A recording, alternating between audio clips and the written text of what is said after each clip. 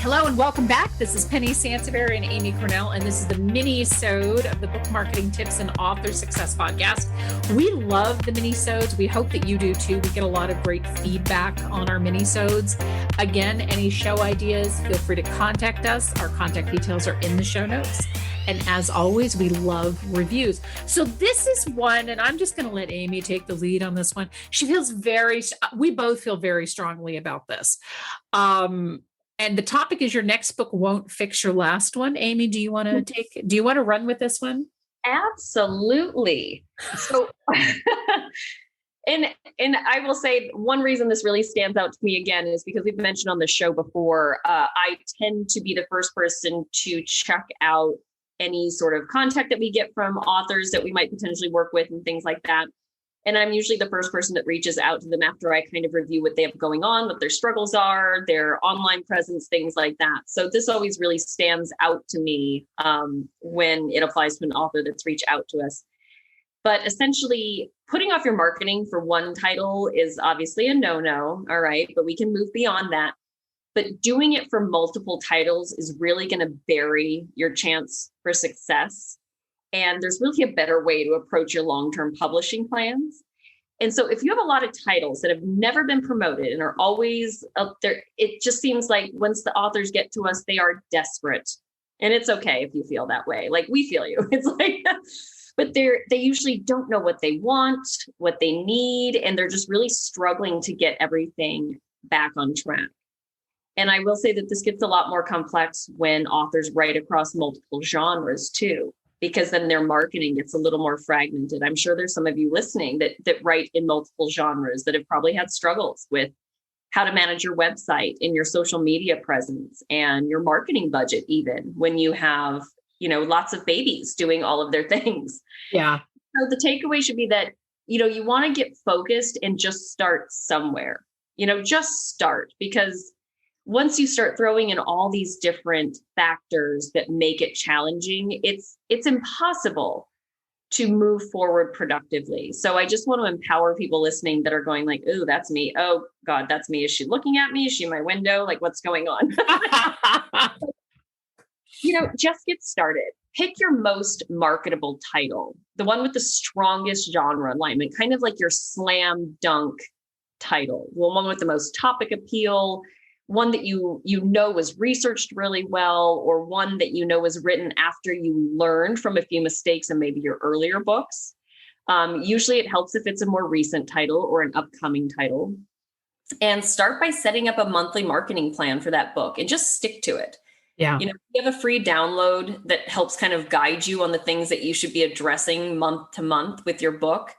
And so just start somewhere and stick to it and commit to that book.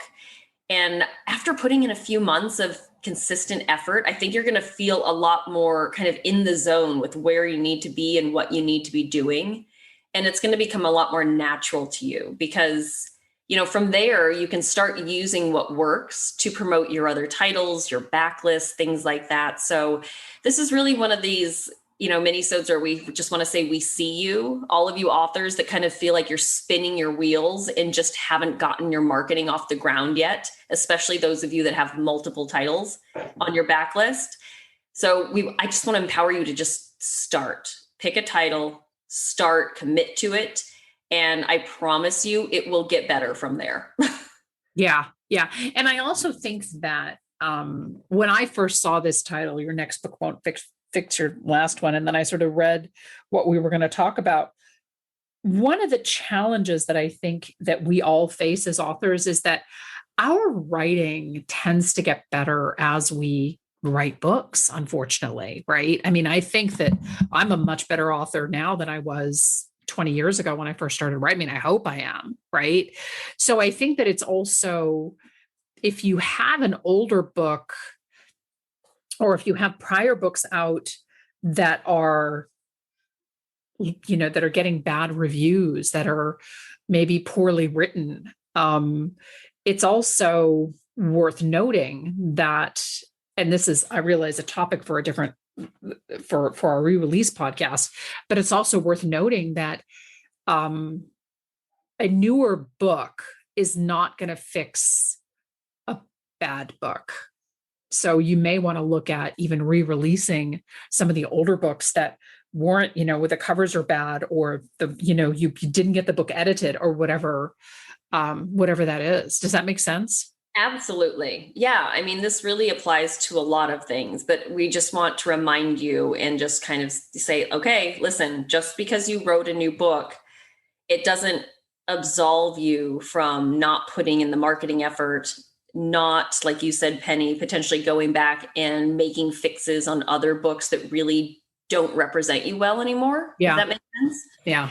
So don't just keep your head in the sand or just in your computer writing and releasing without making some, strategic changes Right. to your marketing, to your platform and things like that. Because just releasing another book won't fix the fact that you feel like you're not getting in front of enough people or not selling enough books. Like there are better ways to fix that. And hopefully this minisode kind of gave you that push to start tackling those. Yeah. And positive changes. Well, and believe it or not, this actually happens a lot, where we see authors that want to just release a book to make up for prior mistakes, if we can use that word. And unfortunately, that history does tend to follow you around like a shadow, right? So, it's worth noting that we do continually get better, but sometimes stuff just needs to get fixed, and going back and fixing books that are holding you back, as it were, right? That are showing up, that are showing up so on your resume, so to speak, might not be a bad idea either. So thank you so much for tuning in. This is Penny Sansevieri and Amy Cornell, and we hope you love this minisode, and we'll see you next time. Bye-bye.